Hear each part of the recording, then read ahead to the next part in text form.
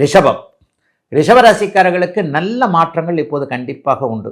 என்ன உண்டு அப்படின்னு பார்த்தீங்கன்னா, ரிஷபராசிக்காரர்களுக்கு இப்போ வந்து 3ஆம் இடத்துல 3 சுப கிரகங்கள் கூடக்கூடிய அமைப்பு, பாக்கியத்தை குரு பகவான் பார்க்கக்கூடிய அமைப்பு, ராசியிலேயே 7ஆம் அதிபதியான செவ்வாய் இருக்கக்கூடிய அமைப்பு, மிகப்பெரிய நல்ல பலன்களை செய்யக்கூடிய ஒரு யோகமான அமைப்பு.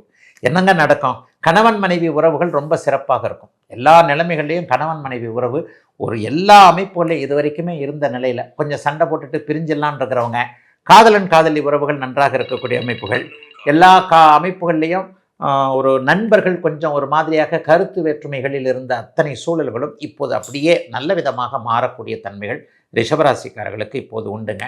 ரிஷபராசிக்காரர்கள் எல்லோருமே கொஞ்சம் கொடுத்து வச்சவங்கன்னு சொல்லுவேன். படிப்படியாக சில விஷயங்கள் உங்களுக்கு நல்லபடியாக நடக்கக்கூடிய தன்மை உண்டு.